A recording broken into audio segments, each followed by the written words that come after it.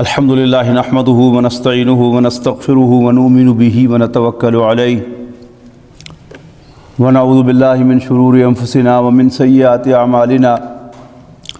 من یہدہ اللہ فلا مضل لہ ومن یضللہ فلا ہادی لہ ونشہد ان لا الہ الا اللہ وحدہ لا شریک لہ ونشہد ان سیدنا محمدا عبدہ ورسولہ ارسلہ بالہدی ودین الحق لیظہرہ علی الدین کلہ وکفی باللہ شہیدا فصلی اللہ علیہ وسلم تسلیما کثیرا کثیرا اما بعد فاعوذ باللہ من الشیطان الرجیم بسم اللہ الرحمن الرحیم الم یجدک یتیما فآوی ووجدک ضالا فہدی ووجدک عائلا فأغنى وقال عز وجل يريدون ليطفئوا نور الله بأفواههم والله متم نوره ولو كره الكافرون هو الذي أرسل رسوله بالهدى ودين الحق ليظهره على الدين كله وكفى بالله شهيدا فصلى الله عليه وسلم تسليما كثيرا كثيرا۔ محترم بزرگوں، دوستوں، عزیز اور بھائیوں، آج ربیع الاول کی 14 تاریخ ہے، اور جیسا کہ آپ جانتے ہیں کہ نبی اکرم صلی اللہ علیہ وسلم کے ساتھ یہ مہینہ ان کی آمد اور ان کی اس دنیا سے رحلت کا مہینہ ہے، جو مستند تحقیق شدہ روایات ہیں ان کے مطابق نبی اکرم صلی اللہ علیہ وسلم کی ولادت 9 ربیع الاول کو ہوئی اور آپ کا وصال 12 ربیع الاول کو ہوا۔ لیکن عام جو معروف ایک روایت ہے اور جس پر پوری دنیا میں عمل ہوتا ہے نبی اکرم صلی اللہ علیہ وسلم کی ولادت سے حوالے سے، وہ یہ ہے کہ نبی اکرم صلی اللہ علیہ وسلم کی ولادت باسعادت 12 ربیع الاول کو واقع ہوئی۔ ہم جانتے ہیں کہ نبی اکرم صلی اللہ علیہ وسلم جب اس دنیا میں تشریف لائے تو آپ کے والد گرامی کا پہلے ہی انتقال ہو چکا تھا، لہٰذا ایک یتیم بچے کی حیثیت سے آپ دنیا میں تشریف لائے۔ اللہ تعالیٰ کا کوئی کام بغیر حکمت کے نہیں ہوتا، اور اس دنیا میں کوئی حادثہ پیش نہیں آتا۔ جب ہم واقعات کو اللہ تعالیٰ سے ہٹا کر دیکھتے ہیں تو ہمیں واقعات میں درد بھی نظر آتا ہے اور احساس محرومی بھی نظر آتا ہے، اور یہ بھی خیال آتا ہے کہ کاش ایسا نہ ہوتا، بس اگر یوں ہو جاتا تو پھر یہ ہو جاتا، چند دن کا فرق ہوتا تو نبی اکرم صلی اللہ علیہ وسلم ایک یتیم بچے کی حیثیت سے دنیا میں تشریف نہ لاتے۔ لیکن اگر یہ یاد ہو کہ اس دنیا کا ایک پتا بھی، ایک تنکا بھی اللہ تعالیٰ کی اجازت کے بغیر نہیں ہلتا، اور کوئی انسان، کوئی جاندار ایک سانس بھی نہیں لیتا اللہ تعالیٰ کی اجازت کے بغیر، نہ صرف یہ کہ اس میں اللہ تعالیٰ کی اجازت درکار ہوتی ہے، بلکہ ایک اوور آل پلاننگ ہے اللہ تعالیٰ کی اس کائنات کے بارے میں۔ اس پلاننگ کے عین مطابق ہر واقعہ اپنے صحیح وقت پر وقوع پذیر ہوتا ہے،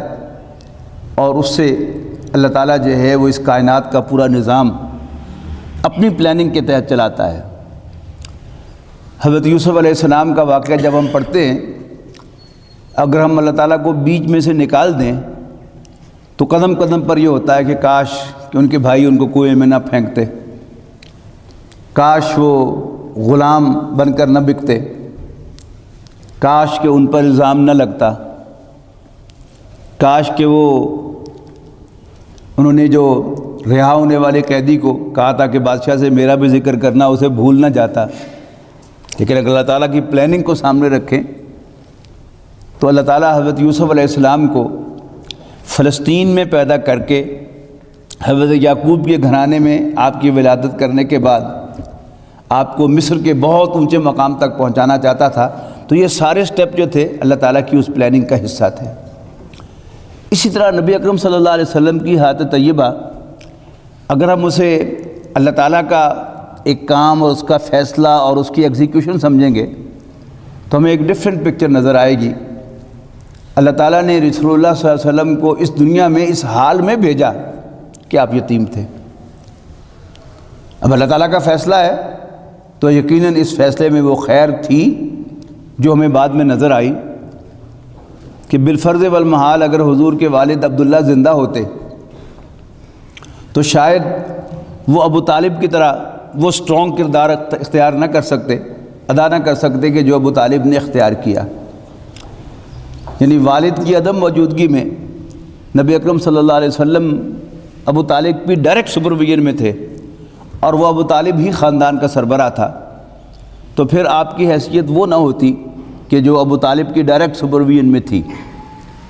تو نبی اکرم صلی اللہ علیہ وسلم اس حال میں تشریف لائے کہ آپ یتیم تھے، تو فرمایا علم یجد کا یتیمن فآوا، کیا اللہ تعالیٰ نے آپ کو یتیم نہ پایا تو پناہ دے دی۔ نبی اکرم صلی اللہ علیہ وسلم کی زندگی کو اگر آپ دیکھیں تو اللہ تعالیٰ نے حضور صلی اللہ علیہ وسلم کی پروٹیکشن کا ایک خصوصی بندوبست کیا تھا کہ دادا کے دل میں غیر معمولی محبت اس بچے کے لیے اللہ تعالیٰ نے ڈالی تھی، اور بچے کا تعارف کروایا عبد المطلب نے۔ جب آپ 7 دن کے ہوئے تو حرم میں لے کر گئے اٹھا کر عبد المطلب، اور کہا کہ یہ میرا پوتا ہے اور میں نے اس کا نام محمد رکھا ہے صلی اللہ علیہ وسلم۔ ذہن میں رہے کہ محمد عربی زبان کا لفظ ہے، اس کا ترجمہ تو تمام عربوں کو آتا تھا، لیکن یہ عربوں کا معروف نام نہیں تھا۔ عربوں کے ہاں معروف نام عبداللہ تھا آپ کو، یعنی مکے کے بہت سے کافر بھی عبداللہ نام کے ملیں گے، اور ان کے عام نام جو ہے وہ مؤنث ہوتے تھے، جن کے آخر میں مؤنث والی تا لگتی تھی۔ حمزہ، اسامہ، عبادہ، قتادہ، یہ ان کے عام نام تھے۔ تو ان کے ہٹ کر عبد المطلب نے نام رکھا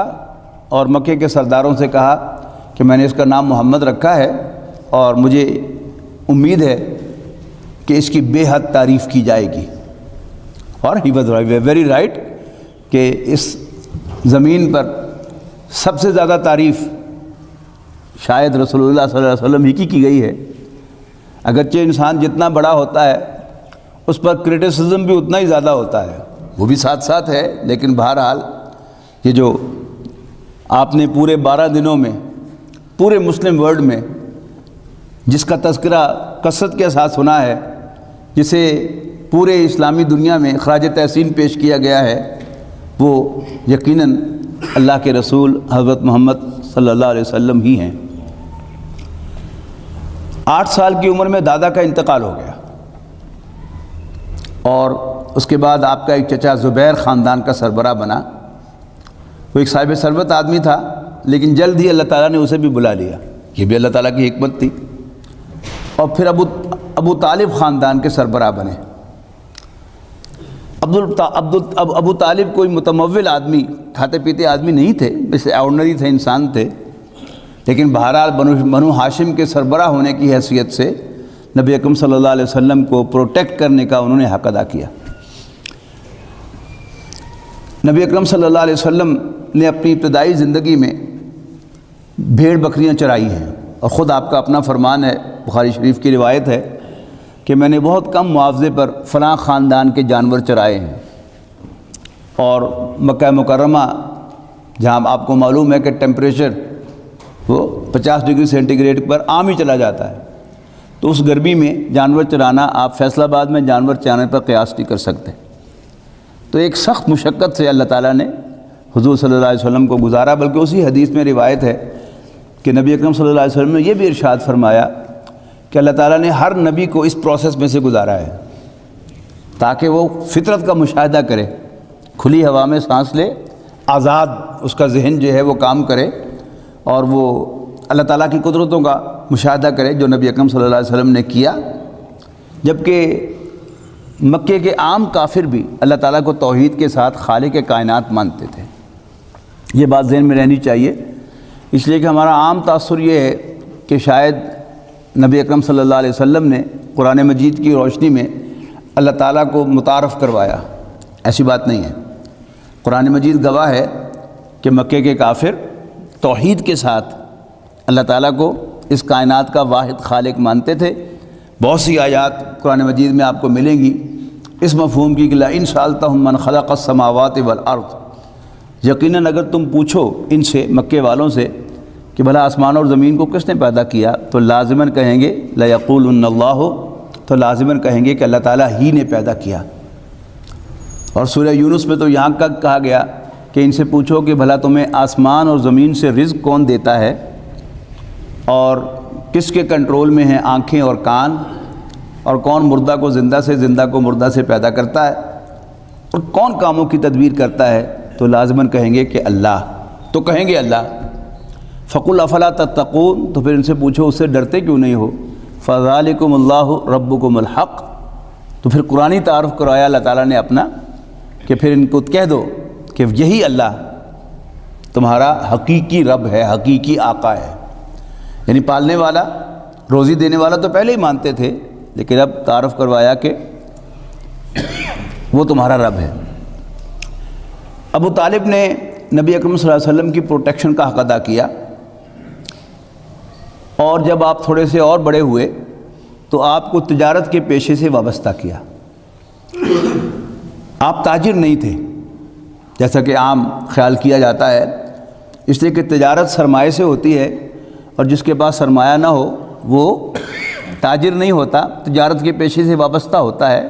اور آپ بھی تجارت کے پیشے سے وابستہ تھے۔ آپ دوسروں کا مال لے کے جاتے تھے اور اسے بیچتے تھے، اور جو نفع ہوتا تھا اس میں آپ کو کوئی کمیشن ملتا تھا یا کوئی فکس ملازمت کا معاملہ ہوتا تھا، زیادہ خیال یہی ہے کہ کمیشن تھا۔ اس اثناء میں نبی اکرم صلی اللہ علیہ وسلم کو اللہ تعالیٰ نے ایک شہرت دی، اور وہ کیا تھی کہ یہ ہاشمیوں کا یہ نوجوان عبداللہ کا بیٹا محمد صلی اللہ علیہ وسلم اپنا مال بیچنے کے لیے بھی جھوٹ نہیں بولتا، اپنے نفس کا مال بتا کر بیچتا ہے، چیٹ نہیں کرتا، دھوکہ نہیں دیتا۔ لہذا مکے والوں نے آپ کو الصادق اور الامین کا لقب دیا، سچا اور کھرا۔ پھر مکے میں ایک خاتون تھی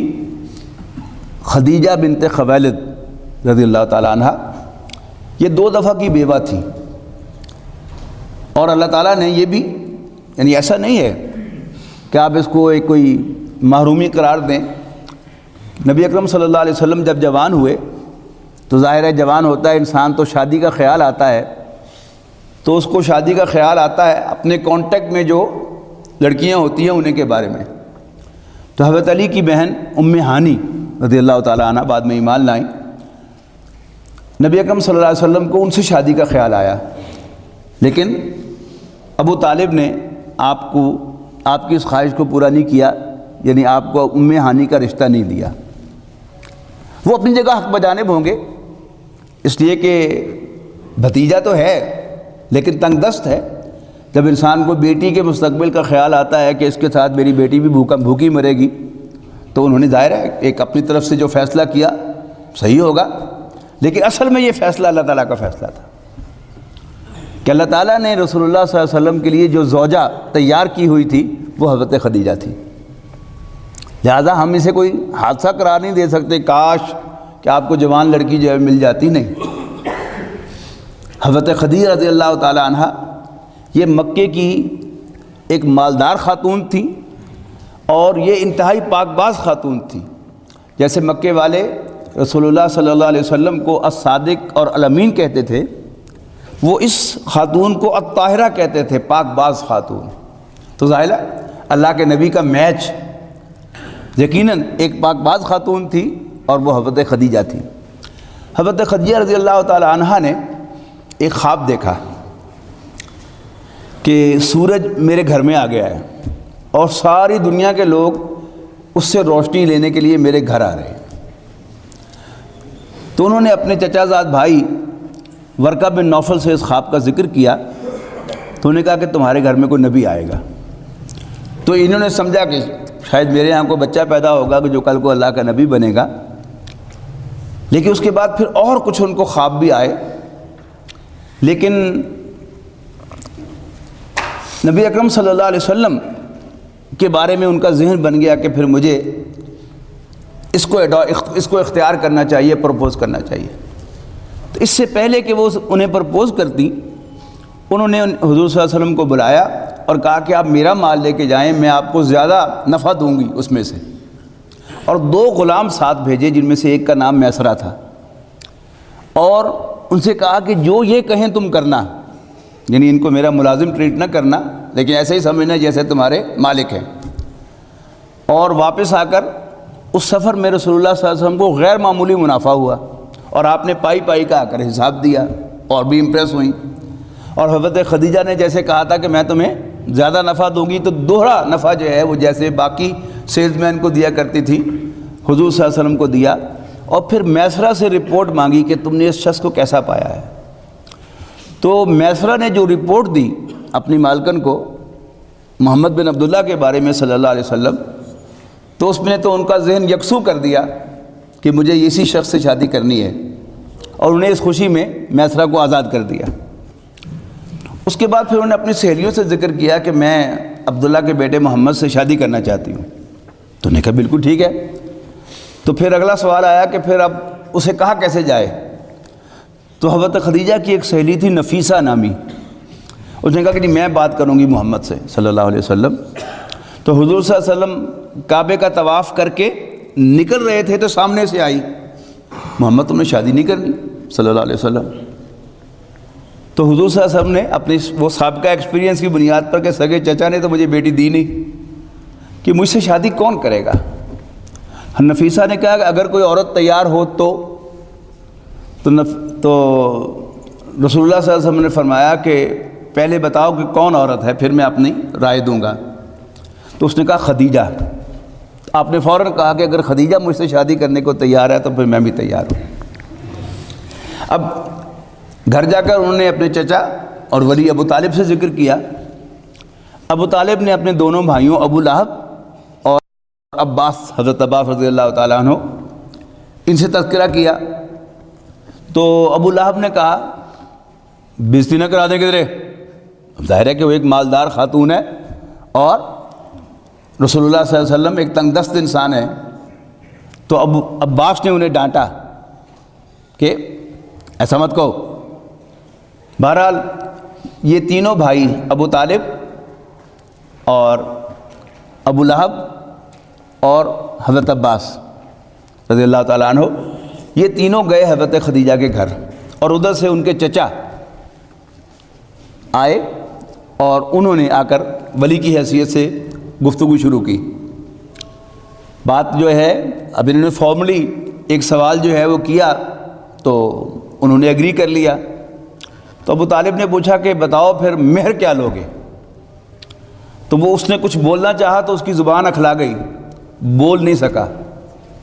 ابو طالب نے کہا کہ ہاں میں سمجھ گیا ہوں کہ تم ذرا ٹھیک ٹھاک اماؤنٹ جو ہے تقاضا کر رہے ہو اس کا۔ تو حضرت عباس نے کہا کہ بولو کیا بولتے ہو؟ مجھے اگر گھوڑے پر سوار ہو کر گاؤں گاؤں جانا پڑا اور بادشاہوں کے پاس بھی جانا پڑا تو میں تمہاری ڈیمانڈ پوری کروں گا، تم بتاؤ۔ تو پیچھے سے حضرت خدیجہ نے کہا کہ یہ مہر میں ادا کروں گی۔ ابو لہب نے اس پر بڑا مذاق اڑایا، نمی گل سنو کہ اب عورت مہر ادا کر رہی ہے۔ تو حضرت عباس نے پھر جواب دیا ابو لہب کو، جس کا خلاصہ میں بیان کرتا ہوں کہ منڈا کمدہ ہوئے تو عورت ہر قیمت تے انہوں نے حاصل کر دی، تیرے وغیرہ گھٹو ہوئے تو اس کو پائی پائی وصول کر دی۔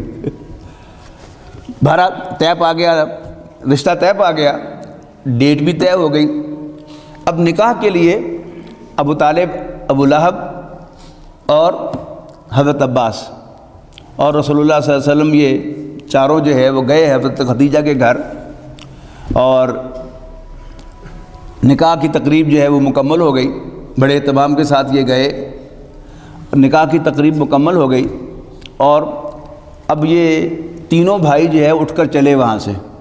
کام ہو گیا، نکاح ہو گیا، اور حضور صلی اللہ علیہ وسلم بھی ابو طالب کے پیچھے پیچھے اٹھ کے جانے لگے۔ تو حضرت خدیجہ نے کہا، اپنے گھر کی طرف اشارہ کر کے حضور صلی اللہ علیہ وسلم کو مخاطب کرتے ہوئے کہا، الا بیتک، اپنے گھر چلیے، فبیتی بیتک، میرا گھر ہی آپ کا گھر ہے، اور ساتھ ہی فرمایا کہ انی جاریتک، میں آپ کی لونڈی ہوں۔ اور واقعتاً حضرت خدیجہ نے صرف یہ کہا ہی نہیں تھا، لونڈی بن کر دکھایا ہے۔ یعنی جس چاہت کے ساتھ انہوں نے حضور صلی اللہ علیہ وسلم کو پروپوز کیا تھا، وہ چاہت انہوں نے پوری نبھائی ہے۔ جو لوگ غار حرا پر چڑھے ہیں ان کو اندازہ ہے، اب تو پھر بھی سیڑھیاں بنی ہوئی ہیں، جب سیڑھیاں بھی نہیں تھیں تو حضرت خدیجہ اس بلندی پر رسول اللہ صلی اللہ علیہ وسلم کو کھجوریں، زمزم اور ستو پہنچایا کرتی تھیں۔ تو جو کہا انہوں نے کہ انی جاریہ، تو میں آپ کی لونڈی ہوں، میں آپ کی کنیز ہوں، تو واقعہ انہوں نے بن کے دکھایا۔ اور ساتھ ہی انہوں نے کہا کہ ابو طالب سے کہو کہ 10 اونٹ ذبح کر کے مکے والوں کی دعوت کرے۔ یعنی ولیمہ بھی رسول اللہ صلی اللہ علیہ وسلم کا حضرت خدیجہ نے اس کو سپانسر کیا ہے اور نبی اکرم صلی اللہ علیہ وسلم کو حاصل کیا ہے۔ جب نبی اکرم صلی اللہ علیہ وسلم پر وحی کا آغاز ہوا، اس وقت بھی حضرت خدیجہ رضی اللہ تعالی عنہ کا کردار جو ہے بڑا میچور ثابت ہوا کہ جب رسول اللہ صلی اللہ علیہ وسلم اپنے پہلے وحی کے ایکسپیرینس کے بعد کانپتے ہوئے گھر تشریف لائے اور فرمایا زملونی زملونی، مجھے کمبل اڑا دو، کمبل اڑا دو، مجھے سردی لگ رہی ہے۔ تو حضرت خدیجہ نے فوراً حضور صلی اللہ علیہ وسلم کو کمبل اڑایا، اور پھر تھوڑی دیر کے بعد یا اگلے دن رسول اللہ صلی اللہ علیہ وسلم ایک دم پھر ڈرے کہ وہ پھر مجھے وہ ناموس نظر آ رہا ہے۔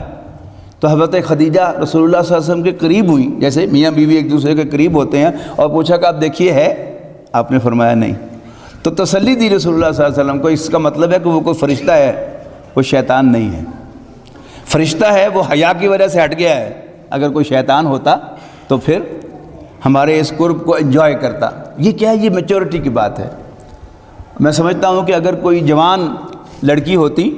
حضور صلی اللہ علیہ وسلم کی بیوی، تو حضور صلی اللہ علیہ وسلم تو کیا ڈرے تھے، ان سے زیادہ جو ہے وہ حضور تو صرف کانپ ہی رہے تھے، وہ شور بھی ساتھ مچاتی۔ تو اللہ تعالیٰ نے یہ جو بندوبست کیا تھا حضرت خدیجہ رضی اللہ تعالیٰ عنہ کو آپ کی اہلیہ بنانے کا، یہ اللہ تعالیٰ کی اس بڑی اسکیم کا حصہ تھا۔ جہاں تک پروٹیکشن کا تعلق ہے، ابو طالب نے رسول اللہ صلی اللہ علیہ وسلم کی پروٹیکشن کا حق ادا کیا، اور اپنے آخری سانس تک قریش کا سارا پریشر برداشت کیا کہ یہ ہمارے حوالے کر دو۔ انہوں نے کہا ہو ہی نہیں سکتا۔ انہوں نے کہا یہ ایکسچینج کر لو، تم یہ ہمیں دے دو، اور عتبہ بن ربیعہ کا ایک بیٹا بڑا ہینڈسم ہے وہ تم لے لو۔ ابو طالب نے کہا دوڑ جاؤ، تم چاہتے ہو کہ میں تمہارے بیٹے کو پالوں، کھلاؤں پلاؤں، اور تم میرے بیٹے کو قتل کر دو؟ یہ نہیں ہو سکتا۔ نبی اکرم صلی اللہ علیہ وسلم کی عمر جب 40 سال کی ہوئی تو آپ پر وحی کا آغاز ہوا۔ یہ کیلنڈر جو ہے وہ ضرور ذہن میں رکھیا کیجئے کہ 5 سال کے 6 سال کی عمر میں والدہ کا انتقال ہوا، والد پہلے ہی نہیں تھے۔ 8 سال کی عمر میں دادا کا انتقال ہوا۔ 25 سال کی عمر میں آپ کا حضرت خدیجہ سے نکاح ہوا، اور 40 سال کی عمر میں آپ پر وحی کا آغاز ہوا۔ اور جو پہلے 3 سال ہیں ان میں سر عام دعوت نہیں دی نبی اکرم صلی اللہ علیہ وسلم نے، بلکہ مین ٹو مین جو بھی کانٹیکٹ میں لوگ تھے گھر آ کر بیوی کو بتایا۔ تو بیوی آپ کو لے کر گئی حضرت خدیجہ ورقہ بن نوفل کے پاس، اپنے چچا زاد بھائی کے پاس، اور ان کے سامنے جا کر بیان کیا۔ تو ورقہ بن نوفل نے، یہ اصل میں تھے کرشی، حضرت خدیجہ کی چچا زاد بھائی تھے، کرشی تھے، لیکن یہ 3-4 افراد تھے کہ جنہوں نے عیسائیت اختیار کی تھی۔ یعنی کعبے کی دیواریں پکڑ پکڑ کر وہ اللہ تعالیٰ سے التجا کرتے تھے کہ اللہ ہم صرف تیری عبادت کرنا چاہتے ہیں، ہمیں صحیح سیدھا راستہ دکھا۔ تو اس وقت تک جو لیٹسٹ ورشن تھا وحی الہی کا وہ انجیل تھی، لہذا ورقہ بن نوفل عیسائی ہوئے تھے اور تورات اور انجیل کے بڑے عالم تھے۔ تو انہوں نے کہا کہ یہ وہی ناموس ہے جو موسیٰ پر بھی آیا تھا، عیسیٰ پر بھی آیا تھا، اور فلاں فلاں نبی پر بھی آیا تھا، اور تمہیں اللہ تعالیٰ نے اپنا پیغمبر نامزد کیا ہے۔ کاش کہ میں زندہ رہوں اس وقت تک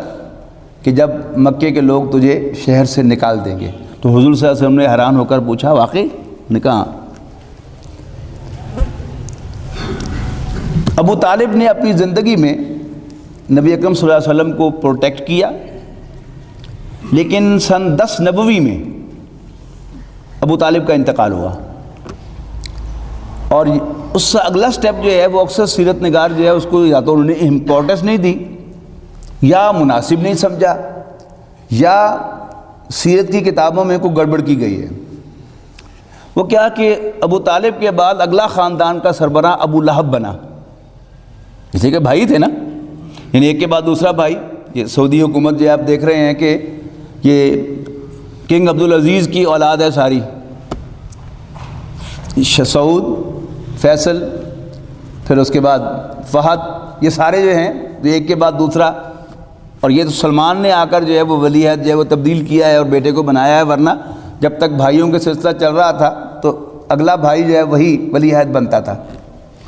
تو خاندان کا سربراہ ابو طالب کے بعد ابو لہب بن گیا، اور ابو لہب نبی اکرم صلی اللہ علیہ وسلم کا بدترین دشمن تھا اول روز سے۔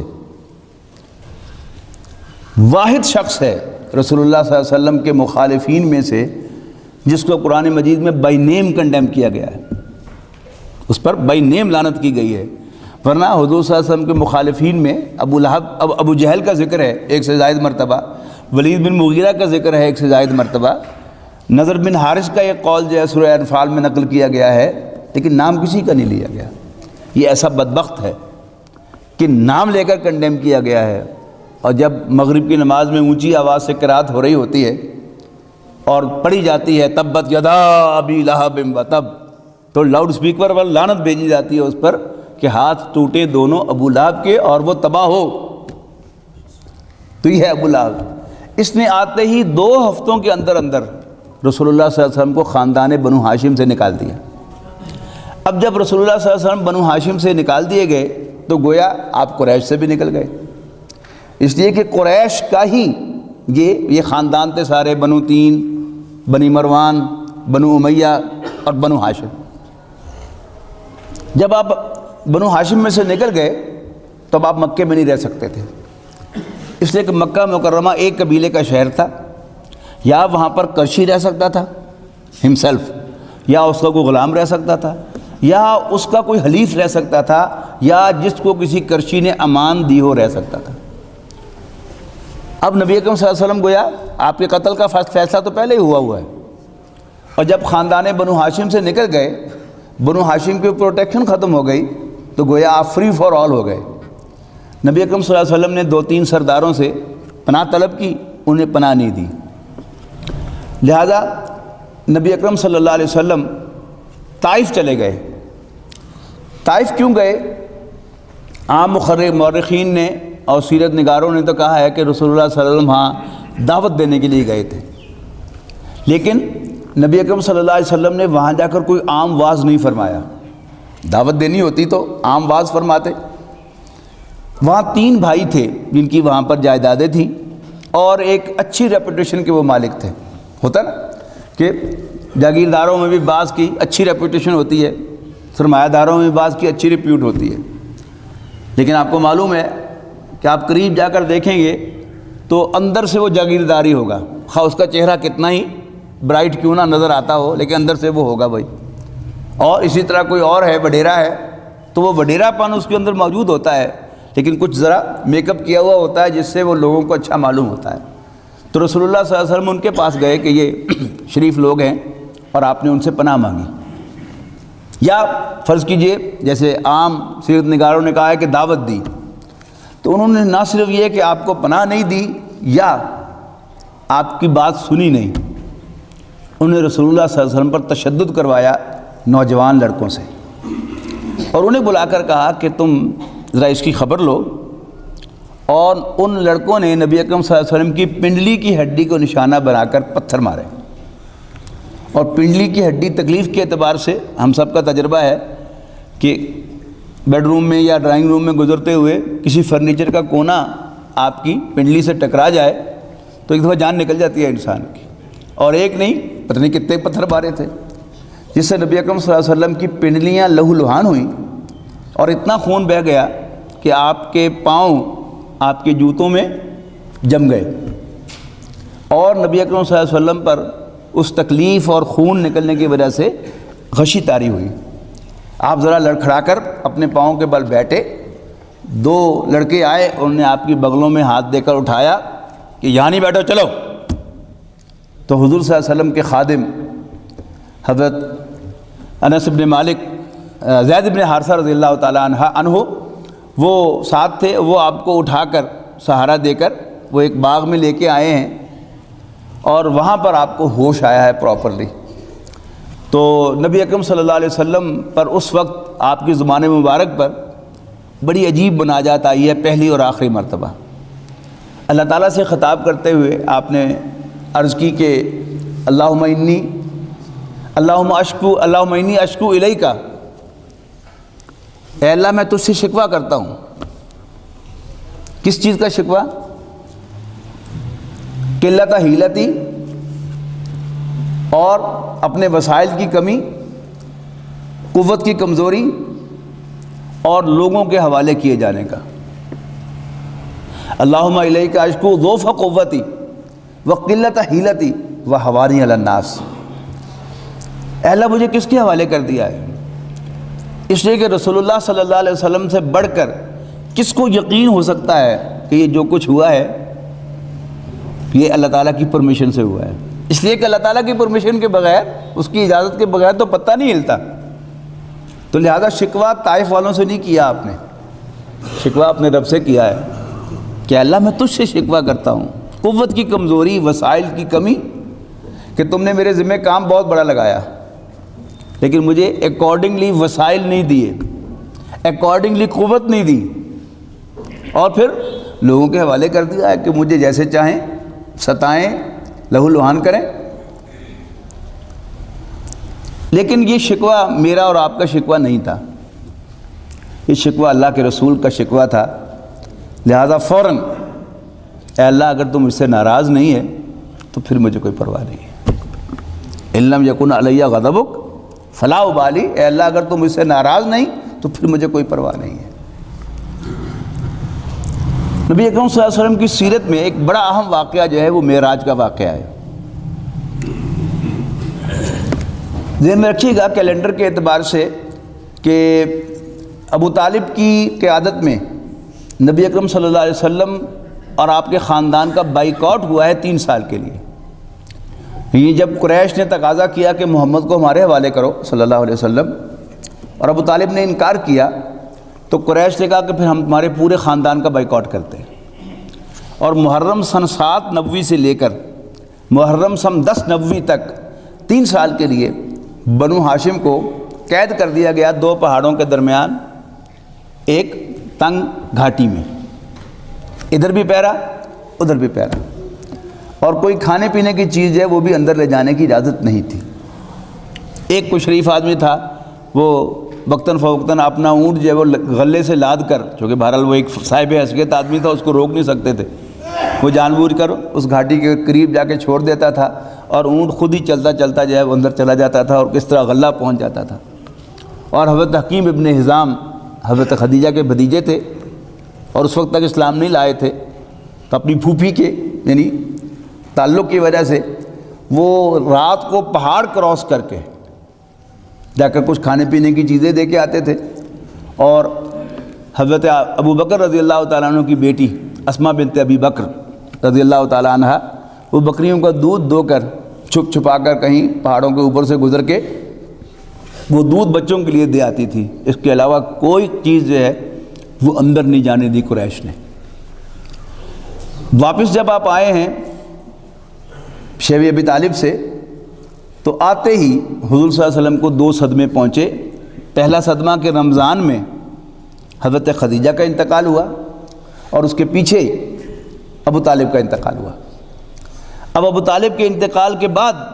آپ طائف گئے ہیں، اور پھر اس کے بعد نبی اکرم صلی اللہ علیہ وسلم کو معراج ہوئی ہے۔ اس معراج کو سمجھنا چاہیے کہ اللہ تعالیٰ نے اس کا انتخاب اس موقع پر کیوں کیا، یعنی پہلی وحی کیوں نہیں اوپر بلا کر نبی اکرم صلی اللہ علیہ وسلم کو دی؟ بہت بڑا ایونٹ تھا کہ پہلی وحی پیش کی جا رہی ہے اللہ کے آخری نبی کو۔ دیکھیے اللہ تعالیٰ کو اپنے کام کرنے آتے ہیں، کون سا کام کیسے کہاں اور کب کرنا ہے۔ اب بلایا رسول اللہ صلی اللہ علیہ وسلم کو، گویا 11 نبوی اگر تاریخ وہی ہے 27 رجب، تو اس وقت بلایا رسول اللہ صلی اللہ علیہ وسلم کو۔ کیوں بلایا؟ یعنی میں یہ سمجھتا ہوں کہ یہ اصل میں رسول اللہ صلی اللہ علیہ وسلم کی اکشوئی کے لیے تھا، آپ کے آنسو پوچھنے کے لیے تھا۔ وہ جو آپ کی زبان مبارک پر شکوہ آیا تھا تو اللہ تعالیٰ نے بلا کر نبی اکرم صلی اللہ علیہ وسلم کو تسلی دی کہ گھبرا مت، میں تیرے ساتھ ہوں، اور پھر واپس بھیج دیا۔ وقت فرصت ہے کہاں، کام ابھی باقی ہے، نور توحید کا اتمام ابھی باقی ہے۔ ایک صوفی بزرگ گزرے ہیں شیخ عبد القدوس گنگوہی رحمۃ اللہ علیہ، علامہ اقبال نے ان کا ایک قول نقل کیا ہے اپنے لیکچرز میں کہ وہ کہتے ہیں کہ وہ اللہ کے رسول ہی تھے صلی اللہ علیہ وسلم جو وہاں تک پہنچ کر واپس آ گئے، کبھی مجھے وہاں جانا نصیب ہوتا تو میں کبھی واپس نہ آتا۔ تو علامہ اقبال نے اس سے ایک نقطہ ثابت کیا ہے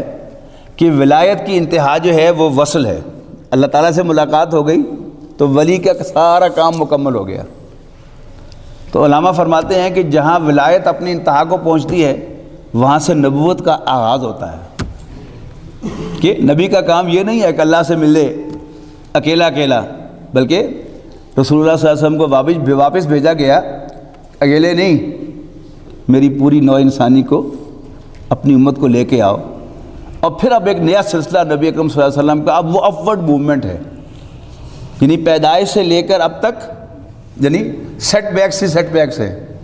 یعنی پیدائش یتیمی کی، دادا کا انتقال، اس سے پہلے ماں کا انتقال، اور پھر وحی کے آغاز سے لے کر 10 سال جو گزرے ہیں وہ کشمکش کے گزرے ہیں۔ اگرچہ رسول اللہ صلی اللہ علیہ وسلم پر ذاتی طور پر کوئی دست درازی نہیں کر سکا سوائے ابو لہب کے، اس لیے کہ وہ تایا تھا،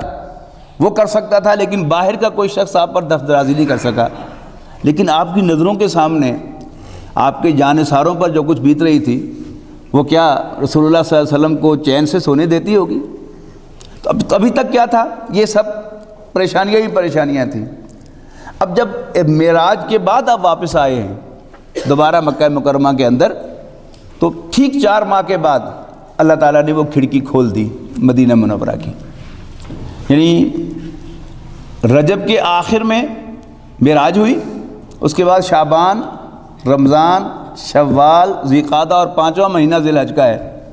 اور ذی الحج ہے اس کے بھی پہلے ہی 10 دنوں میں حج ہوتا ہے، 10-12 دنوں میں۔ تو انہی دنوں میں نبی اکرم صلی اللہ علیہ وسلم کو یثرب سے یعنی مدینے سے آئے ہوئے 6 افراد سے ملاقات آپ نے فرمائی رات کے اندھیرے میں۔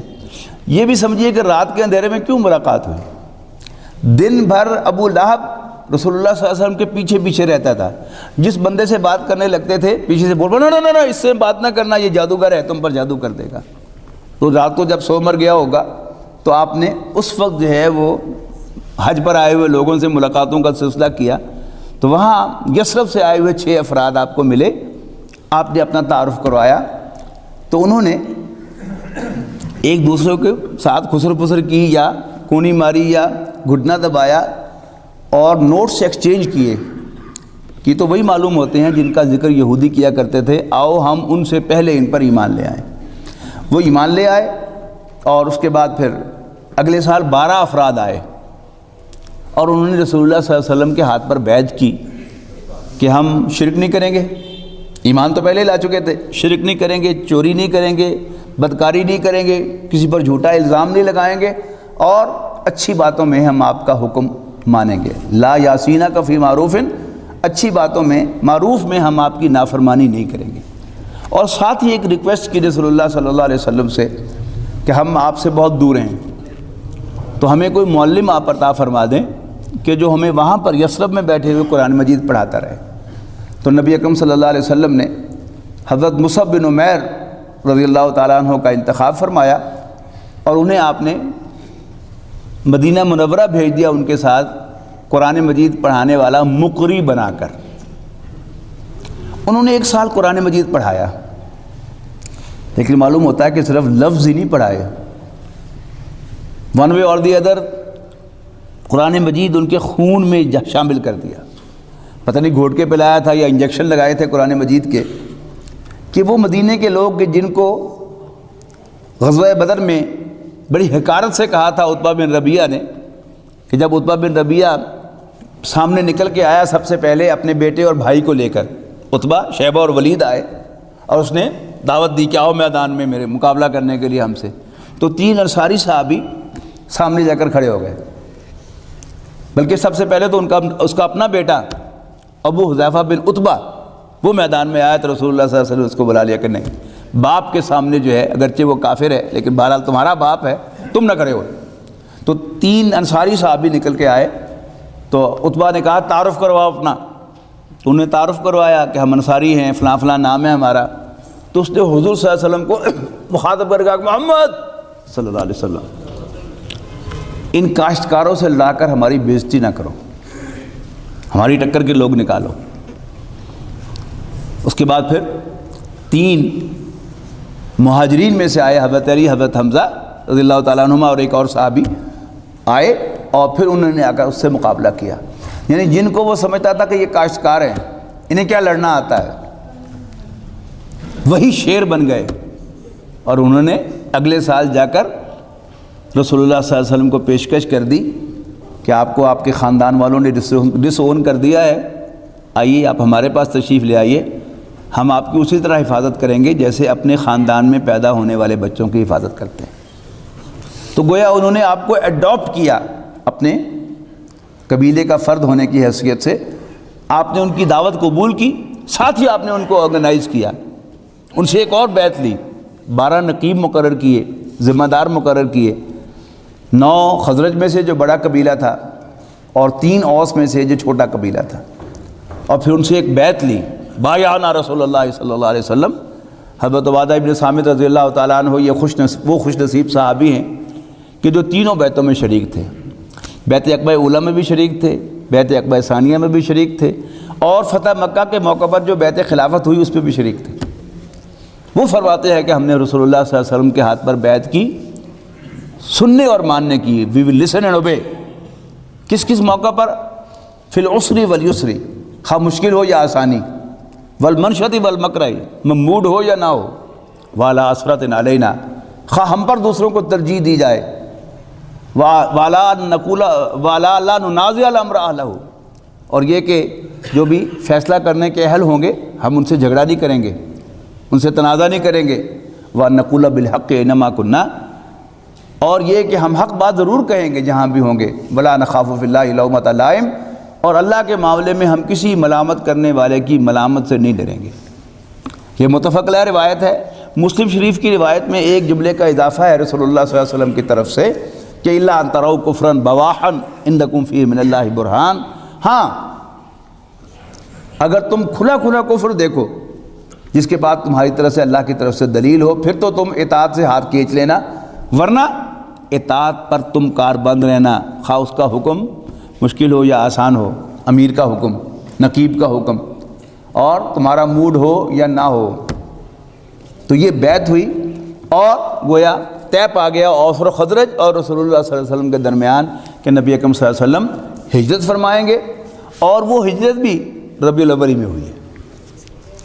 جب حضرت عمر رضی اللہ تعالیٰ عنہ کے زمانے میں یہ مشورے میں آئی چیز کہ ہمارا اپنا کیلنڈر ہونا چاہیے، تو سوال پیدا ہوا کہ پھر کیا ہو، کہاں سے شروع ہو وہ کیلنڈر؟ حضور صلی اللہ علیہ وسلم کی پیدائش سے شروع ہو یا آپ کے وصال سے شروع ہو؟ لیکن فائنلی جو بات طے پائی کہ ہماری تاریخ کا جو سب سے امپورٹنٹ ایونٹ ہے وہ ہجرت مدینہ ہے، کہ جب اسلام کے غلبے کا آغاز ہوا تو اسی کو پھر بنایا گیا، لہذا ہمارا ہجری کیلنڈر کہلاتا ہے نا۔ یعنی مہینے تو وہی ہیں جو اسلامی مہینے ہیں، لیکن وہ شروع ہوتا ہے ہجرت سے۔ یعنی ہجرت کا سال جو ہے وہ 1 ہجری ہے، اس کے بعد پھر 2 ہجری، 3 ہجری، پھر سارا کا سارا یہ کیلنڈر چلتا ہے۔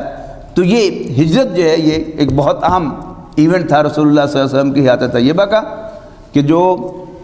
نبوت کے 14ویں سال ہوا، یعنی 13ویں سال کے حج میں یہ بیعت عقبہ ثانیہ ہوئی، معاہدہ ہوا، اور اس کے 2 مہینے کے بعد یعنی ذوالحج کے بعد محرم، صفر، اور تیسرا مہینہ ربیع الاول تھا، نبی اکرم صلی اللہ علیہ وسلم نے مدینہ منورہ کے تحت ہجرت فرمائی۔ وقت ہو گیا ہے، اسی پر اکتفا کرتا ہوں، انشاءاللہ زندگی رہی تو پھر آپ کی مدنی زندگی جو اس پر آئندہ جمعہ گفتگو ہوگی۔ اقول قولی ھذا واستغفر اللہ لی ولکم ولسائر المسلمین والمسلمات۔ خليل بالقرآن هو إمامنا على هداية